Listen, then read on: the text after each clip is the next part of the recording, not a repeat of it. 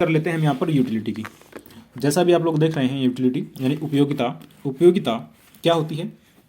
किसी वस्तु में आवश्यकता को संतुष्ट करने की शक्ति होती है। क्या होती है भैया? शक्ति होती है। उसे हम लोग क्या कहते हैं? उपयोगिता कहते हैं। ठीक है। किसी भी वस्तु के अंदर हमारी जो आवश्यकता होती है, जरूरत होती है, उस जरूरत को पूरा करने की क्या होती है? शक्ति होती है। और उस शक्ति को हम लोग क्या कहते हैं? उपयोगिता कहते हैं। ठीक है। हाँ, उपयोगिता कहते हैं। उपयोगिता क्या है? उपयोगिता, जैसे किसी उपभोक्ता की बात करें तो उपभोक्ता क्या करता है? उपभोक्ता हर उपभोक्ता, जैसे कि मैं है, आप है, कोई भी है, वो क्या करता है? अपनी निश्चित आय को, यानी उसके पास में जो थोड़ी सी आय होती है, उस निश्चित आय को क्या करता है? विभिन्न वस्तुओं पर इस प्रकार से खर्च करता है कि उसे अधिकतम संतुष्टि प्राप्त हो। यानी उसका टारगेट क्या रहता है? अधिकतम संतुष्टि का रहता है। यानी हर उपभोक्ता क्या करता है?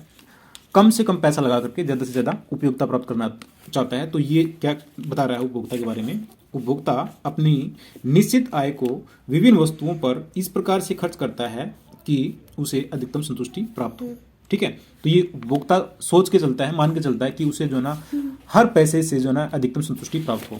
तो इस सिद्धांत को लेकर के यहाँ पर काफ़ी मान्यताएं हैं। मान्यताएं क्या क्या हैं वो हम लोग डिस्कस कर लेते हैं। लेकिन मान्यता से भी पहले हम लोग सिद्धांत की बात कर लेते हैं, क्योंकि यहाँ पर है ना, इस यूटिलिटी एनालिसिस को डिस्कस करने से पहले हम लोग यहाँ पर 3 जो सिद्धांत हैं उनको डिस्कस करेंगे एक बार, थ्योरेटिकल थोड़ा सा हल्का सा। तो इस उपयोगिता के बारे में यहाँ पर 3 सिद्धांत हैं। सबसे पहला सिद्धांत कौन सा है? गणनावाचक उपयोगिता का सिद्धांत, यानी कि कार्डिनल यूटिलिटी एनालिसिस। उसके बाद में दूसरा जो सिद्धांत है उसको बोलते हैं हम यहाँ पर क्रमवाचक उपयोगिता विश्लेषण। क्या बोलते हैं? क्रमवाचक उपयोगिता विश्लेषण, यानी कि कार्डिनल यूटिलिटी एनालिसिस। और जो तीसरा जो सिद्धांत है उसको बोलते हैं प्रकट अधिमान विश्लेषण, रेवेन्यू प्रेफरेंस थ्योरी या फिर एनालिसिस। तो ये 3 सिद्धांत जो हैं यूटिलिटी से ही रिलेटेड दिए गए हैं, इनको हम लोग डिस्कस करेंगे। लेकिन चलते हैं सबसे पहले गणनावाचक उपयोगिता विश्लेषण की तरफ। तो गणनावाचक उपयोगिता विश्लेषण जो है यहाँ पर,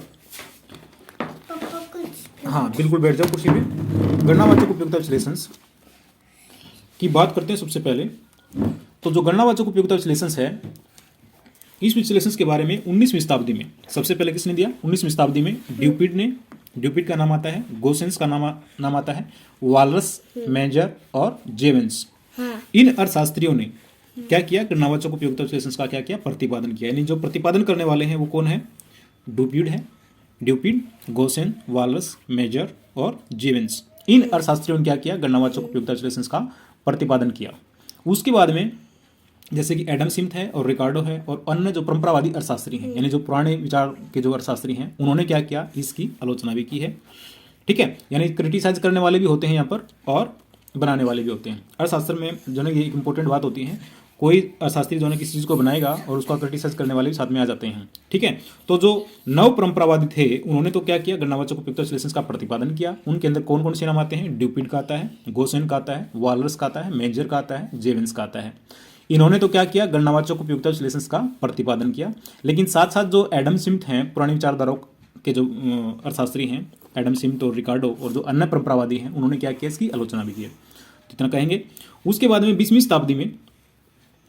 शताब्दी में मार्शल और पिगू ने इसे आगे बढ़ाया। ठीक है।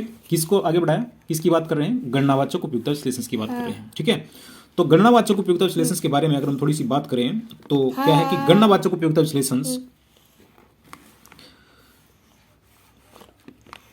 की बात करेंगे। किसकी बात करेंगे? इस विश्लेषण के अनुसार उपयोगिता को क्या किया जा सकता है? गणनावाचक संख्याओं में मापा जा सकता है। यानी जो उपयोगिता है, यूटिलिटी जो है, उसको क्या कर सकते हैं? गणनावाचक संख्या में मापा जा सकता है। गणनावाचक संख्या कौन सी होती हैं? गणनावाचक संख्याएं वे संख्याएं होती हैं जिन्हें हम लोग क्या कर सकते हैं? जोड़ भी सकते हैं और घटा भी सकते हैं। ठीक है। और इसके साथ में ही एक इंपॉर्टेंट पॉइंट और बनता है यहाँ पर, उपयोगिता के माप के लिए सबसे पहले यूटिल शब्द का जो प्रयोग किया था वो किसने किया था? फिशर्स ने किया था। यानी जो प्रयोग किया वो सबसे पहले किसने किया? फिशर्स ने किया। जैसे हम लोग चाय का एक कप लेते हैं तो उससे अपने को कितनी यूटिलिटी मिलती है, उस यूटिल का जो माप दिया सबसे पहले वो किसने दिया? फिशर्स ने दिया। ठीक है। ये इतना परिचय होने के बाद में हम बात कर लेते हैं यहाँ पर परिभाषा की। जो परिभाषा दी है वो किसने दी है? परिभाषा दी है RDR टॉलेशंस। RDR टॉलेशंस के अनुसार उपयोगिता संतुष्टि का क्या एक माप है? उपयोगिता संतुष्टि का एक माप है जो एक व्यक्ति को वस्तुओं और सेवाओं के उपभोग से प्राप्त होती है। किससे प्राप्त होती है? वस्तुओं और सेवाओं के उपभोग से प्राप्त होती है। क्या कहा है RDR टोलेसेंस ने? उपयोगिता संतुष्टि का एक माप है जो एक व्यक्ति को वस्तुओं और सेवाओं के उपभोग से प्राप्त होती है। ठीक है, तो इसकी बात कर लेते हैं विशेषताओं की, यानी जो इसकी फीचर्स हैं उपयोगिता के, वो फीचर्स क्या हैं, तो ये भी काफ़ी इंपॉर्टेंट है। तो क्या है उपयोगिता? क्या है? भावगत है। भावगत है यानी यूटिलिटी इज सब्जेक्टिव, यानी इसका संबंध किससे होता है? इसका संबंध किससे होता है? बताओ। इसका संबंध किससे होता है? मानसिक संतुष्टि से होता है। यानी इसका संबंध किससे होता है? मानसिक संतुष्टि से होता है। यानी कि जो अलग अलग जो व्यक्ति होते हैं उनके लिए उपयोगिता जो है किसी वस्तु की अलग अलग हो सकती है। यानी भिन्न भिन्न व्यक्तियों के लिए एक वस्तु की उपयोगिता विभिन्न वस्तुओं के लिए भिन्न भिन्न हो सकती है। एक वस्तु की उपयोगिता भिन्न भिन्न व्यक्तियों के लिए क्या हो सकती है? भिन्न भिन्न हो सकती है। इसके अंदर हम लोग यह बात बताना चाहते हैं। ठीक है, यानी जो उपयोगिता भावगत है ना, अलग अलग व्यक्तियों के लिए किसी वस्तु की जो उपयोगिता होती है वो क्या होती है? अलग अलग होती है। ये है इसका पॉइंट, इसलिए इसको बोलते हैं भावगत। या जैसे कि ड्रिंकर जो होता है वो ड्रिंक करता है तो उसके लिए तो उसकी उपयोगिता होती है, लेकिन जो ड्रिंक नहीं करता उसके लिए उसकी कोई उपयोगिता नहीं होती। इस प्रकार की बात है यहाँ पर। ठीक है, यानी भावगत है ये, विभिन्न व्यक्तियों के लिए क्या क्या होती है? भिन्न भिन्न होती है। दूसरी बात क्या है इसके अंदर? उपयोगिता जो है ना सापेक्ष होती है, यूटिलिटी इज रिलेटिव। सापेक्ष का मतलब ये हुआ कि सदा जो है किसी वस्तु से मिलने वाली जो उपयोगिता जो है वो सदा एक समान नहीं रहती, वो अलग अलग होती है। कैसे? मौसम के अनुसार जो है ना वो बदलती रहती है। जैसे कि एसी की बात करें तो एसी जो है गर्मियों में यूज होती है, सर्दियों में यूज नहीं होती। तो इस प्रकार की बात इसके अंदर है, उपयोगिता क्या होती है? सापेक्ष होती है। उसके बाद में चलते हैं नेक्स्ट पॉइंट के ऊपर, यानी कि जो अजम्पशंस हम ले रहे हैं उसकी उपयोगिता की बात कर रहे हैं ना। तो उपयोगिता की जो अजम्पशंस है वो तीसरे नंबर पर है। वो क्या है? उपयोगिता का लाभदायक होना आवश्यक नहीं होता। यानी जो उपयोगिता है उसका लाभदायक होना आवश्यक नहीं है, वो मतलब जो है नुकसानदायक भी हो सकती है। हालांकि हम लोग चीज़ों का उपभोग करते हैं, क्यों करते हैं? क्योंकि उससे अपनी आवश्यकता संतुष्ट होती है। ठीक है, लेकिन वो आवश्यकता संतुष्ट करने के चक्कर में क्या होता है कि वो कई बार क्या होता है कि ऐसी चीज़ें भी उपभोग कर लेता है जिससे उसको नुकसान हो जाता है। जैसे कि ड्रिंक की बात करते हैं या स्मोक की बात करते हैं तो वो क्या होता है? नुकसानदायक होती है। यानी कि पॉइंट इसका ये बनता है कि उपयोगिता का लाभदायक होना आवश्यक नहीं होता। ठीक है, यानी utility is not essentially useful. जैसे कि शराब की बात कर रहे हैं या फिर बीड़ी सिगरेट की बात कर रहे हैं तो वो क्या होता है? नुकसानदायक भी हो सकती है। ठीक है, उसके बाद में करते हैं नेक्स्ट पॉइंट की बात, यानी नेक्स्ट जो अजम्पशन से मान्यता है, इसकी जो विशेषता है वो क्या है? उपयोगिता नैतिकता से स्वतंत्र होती है। नैतिकता से स्वतंत्र होती है, यानी कि मोर्टिलिटी का इसके अंदर कोई संबंध नहीं होता। Utility is independent of mortality. नैतिकता से परे होती है। ठीक है, कोई जो साथी है वो कंज्यूम कर रहा है, बीड़ी को या कंज्यूम कर रहा है, या फिर सिगरेट को या फिर मतलब दारू को कंज्यूम कर रहा है, तो वो उससे उसको उपयोगिता मिलती है। ठीक है, वो अच्छी बात है या बुरी बात है उसका उससे कोई संबंध नहीं होता। ठीक है, यानी मोर्टिलिटी से परे होती है। उपयोगिता जो है नैतिकता से परे होती है, ये बात है इसके अंदर। अब विशेष बातों के बाद में, यानी जो हमारी मान्यताएं हैं, मान्यताओं क्या बोलते हैं, विशेषताओं के बाद में हम लोग बात कर लेते हैं यहाँ पर मान्यताओं की। इसकी मान्यताएं क्या हैं? उपयोगिता की मान्यताएं क्या हैं? तो इसमें मान्यता ये है कि जो उपभोक्ता होता है, यानी जो हमारा जो कंज्यूमर है वो क्या है? विवेकशील है, रैशनल है। ठीक है, यानी विचारवान उपभोक्ता है। विचारवान उपभोक्ता का मतलब क्या है कि वह अपनी सीमित आय को इस प्रकार से खर्च करता है कि उसको अधिकतम संतुष्टि प्राप्त हो। ठीक है, कोई भी उपभोक्ता है वो यही चाहता है कि वह कम से कम पैसा लगाए और ज़्यादा से ज़्यादा उपयोगिता प्राप्त करे। तो ये क्या है? विचारवान की बात कर रहा है कि उपभोक्ता क्या है? विचारवान है। वो अपनी सीमित आय को विभिन्न वस्तुओं पर इस प्रकार से खर्च करता है कि उसको अधिकतम संतुष्टि प्राप्त हो। ठीक है, तो पहली मान्यता इसकी ये है। दूसरी मान्यता इसके अंदर ये है कि जो उपयोगिता है उसको क्या कर सकते हैं हम लोग? गणनावाचक संख्याओं में माप सकते हैं। यानी कि जो उपयोगिता है वो क्या है? गणनावाचक उपयोगिता है। उसको हम लोग 1, 2, 3, 4, 5 में माप सकते हैं। ठीक है, उसके बाद में जो तीसरी अजम्पशन इसकी है, मान्यता जो है वो ये है कि स्वतंत्र उपयोगिता है। अगर हमारे पास में एक वस्तु की मतलब एक वस्तु का हम लोग उपभोग कर रहे हैं तो उस वस्तु से मिलने वाली जो उपयोगिता होती है वो किसी दूसरी वस्तु से मिलने वाली उपयोगिता से क्या होती है? स्वतंत्र होती है। ठीक है, हाँ, तो ये बताया गया है इसके अंदर स्वतंत्र उपयोगिता। उसके बाद में चौथी उपयोगिता जो है, इसकी जो मान्यता है वो क्या है? मुद्रा की जो सीमांत उपयोगिता है वो क्या होती है? स्थिर होती है। मुद्रा की सीमांत उपयोगिता क्या होती है? स्थिर होती है। यानी जो हमने पढ़ा है पहले सीमांत उपयोगिता के बारे में, किसी वस्तु से जो मिलने वाली जो सीमांत उपयोगिता होती है वो क्या होती है? घटती जाती है। लेकिन यहाँ पर मुद्रा की जो सीमांत उपयोगिता होती है वो क्या होती है? स्थिर रहती है। तो ये पॉइंट इसके अंदर है। यानी कि मुद्रा की जो सीमांत उपयोगिता क्या माना है इसको हमने? सित्र माना है। ठीक है, और पांचवी जो सीमांत उपयोगिता है वो क्या होती है? घटती सीमांत उपयोगिता। घटती सीमांत उपयोगिता का नियम लागू होता है, ये इसकी क्या है? मान्यता है नंबर 5 पे। घटती सीमांत उपयोगिता का नियम लागू होता है। जैसे जैसे हम लोग किसी वस्तु का उपभोग करते हैं तो उस वस्तु का उपभोग करने से, हर अतिरिक्त इकाई का उपभोग करने से जो उसकी उपयोगिता होती है वो तो घटती जाती है। तो वो क्या होता है? घटती सीमांत उपयोगिता का नियम कहलाएगा। ठीक है, एक वस्तु का उपभोग करेंगे तो क्या होता है? अपने को ज़्यादा उपयोगिता मिलती है। दूसरी वस्तु का उपभोग करते हैं तो क्या मिलती है? पहले के मुकाबले कम मिलती है। और तीसरी का करेंगे तो दूसरी के मुकाबले जो है ना कम मिलती है। यानी जो उपयोगिता होती है वो क्या होती है? घटती जाती है। यानी सीमांत उपयोगिता जो होती है वो क्या होती है? घटती जाती है। यानी इसको कहेंगे घटती सीमांत उपयोगिता का नियम। यहाँ पर यह नियम लागू होगा। ठीक है, और जो कुल उपयोगिता होती है, कुल उपयोगिता होती है वो क्या होती है? व्यक्तिगत वस्तुओं की मात्रा पर निर्भर करती है। यानी total utility, total utility is a function of किसका है? N1, N2, N3 और N, जो भी टोटल नंबर है उसका क्या होती है? जोड़ होती है।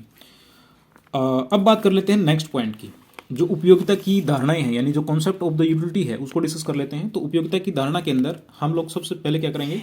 कुल उपयोगिता और उसके बाद में सीमांत उपयोगिता। तो पहले हम लोग देख लेते हैं कि कुल उपयोगिता क्या होती है। कुल उपयोगिता क्या होती है? डेफिनेशंस को कहता है इसके बारे में। किसने डेफिनेशन दी है? प्रोफेसर लेफ्टविच ने। लेफ्टविच क्या कहते हैं? कुल उपयोगिता यानी जो टोटल यूटिलिटी है, एक वस्तु की विभिन्न इकाइयों के उपभोग से प्राप्त होने वाली संतुष्टि होती है। हाँ, कुल संतुष्टि होती है। हाँ, क्या बताया? प्रोफेसर लेफ्टविच के अनुसार कुल उपयोगिता एक वस्तु की विभिन्न इकाइयों के उपभोग से प्राप्त होने वाली क्या होती है? कुल संतुष्टि होती है। कुल टोटल संतुष्टि होती है। तो कुल तो नेचुरल पता ही हमें, 1 2 3 4 5 जितनी भी हम लोग कंज्यूम करेंगे उसका जोड़ ही कुल होगा ना। हाँ, बिल्कुल जोड़ होगा। हाँ, उसके बाद में है सीमांत उपयोगिता। सीमांत उपयोगिता के बारे में डेफिनेशन जो दी है वो दी है जेम्स ने। किसने दी है? प्रोफेसर जेम्स ने। कुल उपयोगिता की दी थी लेफ्टविच ने। ठीक है, तो प्रोफेसर जेम्स क्या कहते हैं? उसके अनुसार, यानी प्रोफेसर जेम्स के अनुसार, मार्जिनल यूटिलिटी किसी वस्तु की एक अधिक या कम इकाई का प्रयोग करने पर कुल उपयोगिता में जो अंतर आता है ना, उस अंतर को ही क्या कहते हैं? सीमांत उपयोगिता कहते हैं। क्या बताया? सीमांत उपयोगिता। प्रोफेसर लेफ्टविच के अनुसार मार्जिनल यूटिलिटी किसी वस्तु की एक अधिक या फिर एक कम इकाई का प्रयोग करने से कुल उपयोगिता में जो अंतर आता है उसको कहते हैं सीमांत उपयोगिता। ठीक है, अब इस बात को हम लोग डिस्कस करेंगे टेबल के माध्यम से और ग्राफ के माध्यम से। ठीक है, यानी जो धारणा है हम लोग उसको डिस्कस कर रहे हैं। तो कुल उपयोगिता होगी, सीमांत उपयोगिता होगी। तो यहाँ पर ग्राफ के माध्यम से हम लोग देखते हैं कि किस प्रकार से क्या इसके अंदर रिलेशंस होता है। यानी सीमांत उपयोगिता का और कुल उपयोगिता का जो रिलेशंस है वो देखते हैं और उसके बाद जो है ना इसका ग्राफ भी डिस्कस करते हैं। देखिए, सीमांत उपयोगिता की धारणा हम लोग कर रहे हैं ना, तो सीमांत उपयोगिता की धारणा हम लोग कर लेते हैं। सबसे पहले सीमांत उपयोगिता की धारणा, तो ये क्या हो सकती है? धनात्मक भी हो सकती है सीमांत उपयोगिता, और सीमांत उपयोगिता क्या हो सकती है? शून्य भी हो सकती है, और सीमांत उपयोगिता ऋणात्मक भी हो सकती है। तो तीनों बातों को हम लोग डिस्कस करेंगे यहाँ पर। सबसे पहले डिस्कस कर लेते हैं धनात्मक सीमांत उपयोगिता। यानी जो धनात्मक है, यानी कि जो पॉजिटिव होता है, वो कैसे होती है, कब होती है? देखिए, धनात्मक सीमांत उपयोगिता यानी कि पॉजिटिव मार्जिनल यूटिलिटी कब होगी? किसी वस्तु की, क्या पता है? किसी वस्तु की अतिरिक्त इकाई का प्रयोग करने से यदि कुल उपयोगिता बढ़ती है तो इन इकाइयों की सीमांत उपयोगिता क्या कहलाएगी? धनात्मक कहलाएगी। ठीक है, यानी किसी वस्तु की अतिरिक्त इकाइयों का प्रयोग करते हैं, हाँ, तो उपयोग करने से यदि कुल उपयोगिता हमारी क्या हो रही है? बढ़ रही है, तो क्या होगी? सीमांत उपयोगिता धनात्मक होगी। और शून्य कब होगी? शून्य जब होगी जब कि यदि कुल उपयोगिता में कोई अंतर ना आए। कब अंतर ना आए? अब ये बात जो है हमने रिपीट नहीं कही, क्यों? क्योंकि शॉर्ट में हम लोग काम करना चाहते हैं। किसी वस्तु की अतिरिक्त इकाइयों का प्रयोग करने से, किसी वस्तु की अतिरिक्त इकाइयों का प्रयोग करने से यदि कुल उपयोगिता में कोई अंतर न आए तो सीमांत उपयोगिता क्या होगी? शून्य होगी। तो शून्य जब होगी, मार्जिनल यूटिलिटी जब शून्य होगी, तो टोटल यूटिलिटी क्या होती है? मैक्सिमम होती है, यानी कि अधिकतम होती है। ठीक है, एक पॉइंट यहाँ पर हमने डिस्कस कर ही लिया है, ये मान के चलो।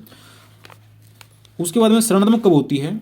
ऋणात्मक तब होगी जब किसी वस्तु की अतिरिक्त इकाइयों का प्रयोग करने से यदि कुल उपयोगिता बढ़ती है, बढ़ती नहीं है, घटती है, क्योंकि हम क्या कर रहे हैं? ऋणात्मक की बात कर रहे हैं। किसी वस्तु की अतिरिक्त इकाइयों का प्रयोग करने से यदि कुल उपयोगिता घटती है, क्या होती है? कुल उपयोगिता घटती है, तो उसे ऋणात्मक सीमांत उपयोगिता कहेंगे। तो ये थी हमारी धनात्मक सीमांत उपयोगिता, ऋणात्मक सीमांत उपयोगिता और शून्य सीमांत उपयोगिता। तो इस चीज़ को हम लोग डिस्कस करते हैं यहाँ पर ग्राफ के माध्यम से। तो ग्राफ देखिए, ये ग्राफ है यहाँ पर, और अपने पास में टेबल भी है और ग्राफ को भी डिस्कस करेंगे। अब यहाँ पर जो है हमने ली है मात्रा, यानी कि जो यूनिटी ली है, क्वांटिटी ली है, और ये लिया है टोटल यूटिलिटी, और ये लिया है मार्जिनल यूटिलिटी। तो जब जीरो क्वांटिटी लेते हैं तो टोटल यूटिलिटी भी जीरो होती है और मार्जिनल यूटिलिटी भी जीरो होती है। अब इकाई 1 लेते हैं किसी वस्तु की, तो उससे अपने को जो टोटल यूटिलिटी मिलती है वो कितनी मिलती है, 8 मिलती है। तो मार्जिनल यूटिलिटी भी 8 ही होगी। क्यों? क्योंकि यहाँ पर कोई अंतर नहीं है, पहली ही इकाई का प्रयोग कर रहे हैं, ठीक है। उसके बाद में जैसे ही हम लोग दूसरी यूनिट का इस्तेमाल करते हैं तो कुल उपयोगिता कितनी हो जाती है, 8 से 14 हो जाती है। तो 8 से 14 हो गई है, यानी कि एक अतिरिक्त इकाई का उपभोग किया तो कुल उपयोगिता के अंदर कितना अंतर आया। तो अंतर कैसे काटेंगे, इसमें से इसको घटा देंगे, यानी कि 14 माइनस 8 कर दिया तो कितना बच गया, 6। तो ये क्या होगी, सीमांत उपयोगिता। यानी डेफिनेशंस क्या कहती है, जब अतिरिक्त इकाई का, जब किसी वस्तु की अतिरिक्त इकाई का उपभोग करने से, ये बताई गई ना डेफिनेशंस, जब किसी वस्तु की अतिरिक्त इकाई का प्रयोग करने से यदि कुल उपयोगिता बढ़ती है तो इन इकाइयों की सीमांत उपयोगिता क्या कहलाएगी, धनात्मक कहलाएगी। तो यहाँ पर जो दूसरी यूनिट का मैंने इस्तेमाल किया है, तो इससे क्या होगा, हमारी जो कुल उपयोगिता होगी वो 8 से कितनी होगी, 14 होगी है। तो यहाँ पर धनात्मक सीमांत उपयोगिता है, कितनी है, 6 है, ठीक है। तो सीमांत उपयोगिता कितनी है, यहाँ पर 6 है। अब इसी प्रकार से जब हम लोग क्या करते हैं, तीसरी यूनिट का इस्तेमाल करते हैं, तो तीसरी यूनिट का इस्तेमाल करने से जो कुल उपयोगिता में जो अंतर आता है वो कितना आया, 4 का अंतर आया। क्यों? क्योंकि पहले हमने मिलती थी 14, अब हो गई 18। तो एक अतिरिक्त इकाई का उपयोग करने से कुल उपयोगिता में अंतर कितना आया है, 4 का आया है, और टोटल कितनी होगी, 18। इसी प्रकार से चलता रहता है, यानी अतिरिक्त इकाई का उपयोग करने से कुल उपयोगिता में जो अंतर आता है उसको क्या कहते हैं, सीमांत उपयोगिता कहते हैं। तो सीमांत उपयोगिता यहाँ पर कितनी है, तीसरे नंबर पर होगी 4, और चौथे नंबर पर कितनी है, 2 है, ठीक है। क्यों है जो, क्योंकि कुल उपयोगिता अपनी कितनी होगी, 20, और जो पहले की जो उपयोगिता थी वो कितनी थी, 18। तो यहाँ पर डिफरेंट कितना आ गया है, 2 का आ गया। पांचवीं का प्रयोग करते हैं तो कुल उपयोगिता कितनी रहती है, हमारी 20 ही रहती है, पहले भी 20 थी, तो अब यहाँ पर कोई अंतर नहीं आया। दैट मीन्स कि यहाँ पर ये 0 हो जाती है, यानी कि कुल सीमांत उपयोगिता के अंदर कोई अंतर नहीं आया, यानी कुल उपयोगिता के अंदर कोई अंतर नहीं आया, तो सीमांत उपयोगिता क्या होगी, 0 हो गई है। उसके बाद में छठी यूनिट का इस्तेमाल करते हैं तो कुल उपयोगिता जो है हमारी 20 से 18 हो गई है। इसका मतलब क्या होता है, पहले 20 थी अब 18 हो गई है, यानी कि 2 माइनस हो गई, यानी कि नेगेटिव में चला गया। तो देखने वाली बात माय डियर क्या है कि सीमांत उपयोगिता जो है, जो सीमांत उपयोगिता है, ये वाली सीमांत उपयोगिता क्या हो सकती है, पॉजिटिव भी हो सकती है, सीमांत उपयोगिता नेगेटिव भी हो सकती है, और सीमांत उपयोगिता 0 भी हो सकती है। तीनों ही पोजीशन है, लेकिन जो कुल उपयोगिता है वो कभी भी 0 नहीं होगी और नेगेटिव भी नहीं होगी, यानी पॉजिटिव ही रहेगी। अब इस चीज़ को हम लोग ग्राफ के माध्यम से देखते हैं। देखिए, हमारी जो पांचवी यूनिट है, पांचवी यूनिट्स के ऊपर जो हमारी कुल उपयोगिता है वो क्या है, मैक्सिमम है, यानी कि मैक्सिमम कब होती है, मैक्सिमम कब होती है, मैक्सिमम तब होती है जब मार्जिनल यूटिलिटी 0 हो जाती है। मैक्सिमम कब होगी, जब मार्जिनल यूटिलिटी 0 हो जाती है। तो 0 कहाँ पे है, सबसे पहले मैक्सिमम देखते हैं। तो ये जो कर्व बनाया हमने यहाँ पर, ये ले लेते हैं ओ एक्सिस और ये ले लेते हैं वाई एक्सिस। यहाँ पर हमने टोटल यूटिलिटी लिया है और ये जो है क्वांटिटी को दिखाएगा यहाँ पर, ठीक है, यानी यूनिट ऑफ गुड्स दिखाएगा, यानी कि यूनिट्स ले लेते हैं यहाँ पर भी यूनिट ले लेते हैं, और यहाँ पर मार्जिनल यूटिलिटी लिया और यहाँ पर टोटल यूटिलिटी लिया। ये ओ एक्सिस 1 है और ये मूल बिंदु है, ठीक है, ये टोटल यूटिलिटी कर्व है। और हम एक और कर्व बना देते हैं यहाँ पर, कर्व वो रह गया हमारा मार्जिनल यूटिलिटी कर्व। तो मार्जिनल यूटिलिटी कर्व देखो यहाँ पर क्या है, जो हमारी पहले यूनिट के ऊपर था वो कितना था, 8 था, फिर 6 था, फिर 4 था, फिर 2 था, फिर 0 था, फिर नेगेटिव हो जाता है। इसका मतलब क्या है कि ये नेगेटिव है, ये नेगेटिव होता है। तो मार्जिनल यूटिलिटी कर्व जो होता है, यानी कि जो मार्जिनल यूटिलिटी कर्व होता है वो क्या होता है, डाउनवर्ड होता है। अब इस चीज़ को हम लोग शो कर लेते हैं इकाइयों के माध्यम से। तो यहाँ पर हमारी क्या है, पांचवी यूनिट है, ठीक है, यहाँ पर कितनी है, पांचवी यूनिट है, और यहाँ पर जो है चौथी यूनिट है, यहाँ पर जो है तीसरी यूनिट है, यहाँ पर दूसरी है, यहाँ पर पहली है, ठीक है। इस प्रकार से हम लोग इसको क्या कर लेते हैं, थोड़ा थोड़ा स्पेस दे करके यूनिट ले लेते हैं कि इस यूनिट के ऊपर इतनी मिली, इसके ऊपर इतनी मिली है।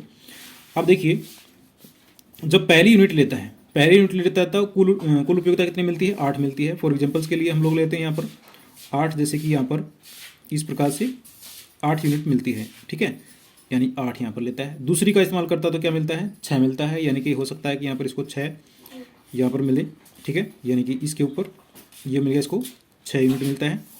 और इसी प्रकार से जब तीसरी यूनिट का इस्तेमाल करता है तो तीसरी पे मिलता है कितना 4, तो ये 4 जो होगा यहाँ पर ऐसे मिल गया यहाँ पर इसको, ठीक है। ये 4 यूनिट तीसरी यूनिट के ऊपर कितनी मिलता है, 4 यूटिलिटी मिलती है, यहाँ पर 6 मिलती थी। और चौथी लेता है तो चौथी के ऊपर कितनी मिलती है, 2 मिलती है, यानी कि यहाँ पर, ठीक है, 2 लेता है यहाँ पर, ये 2 है। और जो पांचवी यूनिट लेता है तो मार्जिनल यूटिलिटी कितनी है, 0 है, यानी कि यहाँ पर आ जाता है, ठीक है। तो ये जो पॉइंट आए हैं यहाँ पर, इन पॉइंटों को जो हम लोग मिलाएंगे, इनके ऊपर ऐसे मिलाएंगे तो ये क्या निकल के आएगा हमारा मार्जिनल यूटिलिटी कर्व, यानी कि ये कैसा होता है, डाउनवर्ड होता है। ऐसे हम लोग इनको मिला देंगे इन पॉइंटों को, तो ये पॉइंट क्या निकल के आए हैं, इन पॉइंटों से मिलाने से अपने को क्या मिलता है यहाँ पर मार्जिनल यूटिलिटी कर्व मिलता है। पांचवीं तक तो ठीक है, पाँच तक तो क्या होता है, अपनी जो मार्जिनल यूटिलिटी है वो 0 रहती है। लेकिन जब छठी यूनिट का इस्तेमाल करता है, छठी यूनिट का इस्तेमाल करता है तो जो मार्जिनल यूटिलिटी कर्व है वो क्या होता है, नेगेटिव हो जाता है, यानी मार्जिनल यूटिलिटी जो होती है वो क्या हो जाती है, नेगेटिव, माइनस में चली जाती है।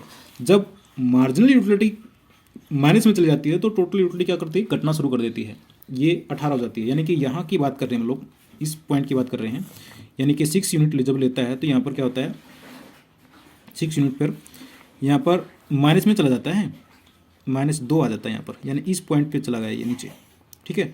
तो इस पॉइंट पे चला गया नेगेटिव में। ये तो है हमारा मार्जिनल यूटिलिटी कर्व का। अब देखते हैं टोटल यूटिलिटी कर्व। तो मार्जिनल यूटिलिटी कर्व के कंपैरिजन में अगर हम बात करें, जब मार्जिनल यूटिलिटी घट रही होती है तो टोटल यूटिलिटी क्या हो रही है, बढ़ रही होती है, ठीक है। यानी कि यहाँ पर क्या हो रही है, बढ़ रही होती है। दूसरी यूनिट का इस्तेमाल किया, मार्जिनल यूटिलिटी घट रही है, लेकिन क्या कि टोटल क्या हो रही है, बढ़ रही होती है, ठीक है। तीसरी का इस्तेमाल किया, मार्जिनल यूटिलिटी घट रही है, लेकिन क्या कि टोटल यूटिलिटी क्या हो रही है, बढ़ रही होती है, ठीक है। उसके बाद में चौथी का इस्तेमाल किया, मार्जिनल घट रही होती है, लेकिन क्या कि टोटल क्या हो रही है, घट रही है, बढ़ रही है, ठीक है। लगातार क्या हो रही है, बढ़ रही है। ये देखो यहाँ पर टेबल के अंदर भी देख सकते हो, पहली यूनिट के ऊपर क्या है, 8 है, फिर क्या कि 14 है, फिर 18 है, फिर 20 है, फिर 20 है, फिर 18 है, यानी कि बढ़ रही होती है। कहाँ तक बढ़ रही है, पाँचवीं यूनिट तक बढ़ रही है। तो पाँचवीं तक जो है ना, ये क्या होती है, मैक्सिमम होती है यहाँ पर, ये मैक्सिमम है पाँचवीं यूनिट तक। इस पॉइंट की बात कर रहे हैं, ठीक है। जब सीमांत उपयोगिता 0 होती है तो क्या होती है, कुल उपयोगिता अधिकतम होती है। जब सीमांत उपयोगिता घट रही होती है तो कुल उपयोगिता बढ़ रही होती है। जब सीमांत उपयोगिता 0 होती है तो कुल उपयोगिता अधिकतम होती है। और जब सीमांत उपयोगिता घट जाती है, यानी माइनस में चली जाती है, तो टोटल यूटिलिटी क्या होती है, घटना शुरू कर देती है, ठीक है। अब ये बात जो है डायग्राम के माध्यम से आप लोग समझ सकते हैं। पहले नंबर पर क्या है कि सीमांत उपयोगिता घट रही है तो कुल उपयोगिता क्या हो रही है, बढ़ रही है। जब सीमांत उपयोगिता 0 होती है तो कुल उपयोगिता अधिकतम होती है।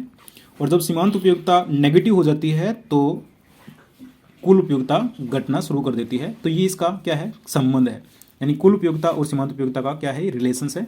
तो इस चीज़ को आप लोग समझ सकते हैं। छोटा सा प्रश्न था यूटिलिटी एनालिसिस का, आपको समझ में आया, कैसा लगा, अच्छा लगा या बुरा लगा तो ज़रूर कमेंट करें और दोस्तों को शेयर भी करें। Thank you for watching.